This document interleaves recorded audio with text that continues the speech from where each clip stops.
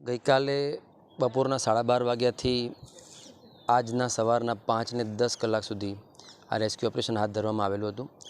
આ રેસ્ક્યુ ઓપરેશનની અંદર ફાયર વિભાગ, NDRF, પોલીસ તંત્ર, વહીવટીતંત્ર આ સંયુક્ત ઓપરેશન હાથ ધરી અને બાળકીને સવારના 5 ને 10 મિનિટે બહાર કાઢી લેવામાં આવેલી હતી.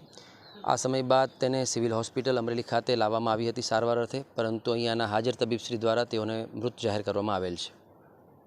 કલાક બાદ જે બાળકીને આખરે બહાર કાઢવામાં આવી હતી, જે ઘટના હતી, માતા પિતામાં પણ દુઃખની અત્યારે વેદનાઓ છે, તે શું કહેશો?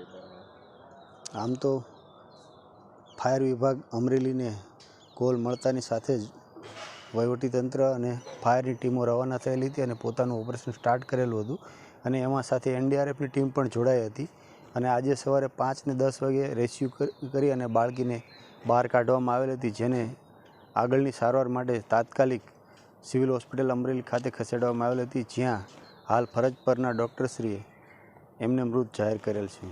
હાલ ખુલ્લા દાર છે, તેને લઈને કોઈ કાર્યવાહી થશે કે?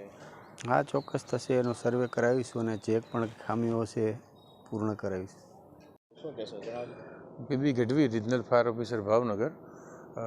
એક બાળકી જે બોરવેલમાં પડી હતી એનો કોલ અમરેલી ફાયર બ્રિગેડને મળેલો હતો, જેના સંદર્ભે અમરેલીથી ફર્સ્ટ રિસ્પોન્ડર તરીકે તેના સ્ટેશન ઓફિસર HC ગઢવી તેમજ તેમની ટીમ અને તેમનો વાયરલેસ ઓફિસર હરેશભાઈ અને જિલ્લા વહીવટીતંત્ર આખું જ ત્યાં આગળ ઘટના સ્થળે પહોંચ્યું હતું.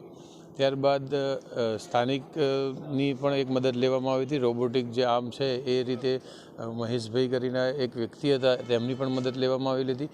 ત્યારબાદ વહીવટીતંત્ર દ્વારા NDRFને પણ કોલ કરવામાં આવ્યો હતો, જેથી NDRFની ટીમ પણ ઘટના સ્થળે આવેલી હતી અને એ તમામ ટીમોએ સંયુક્ત રીતે આ રેસ્ક્યુ ઓપરેશનને પાર પાડેલ હતું. વિલંબ થવાનું કારણ શું?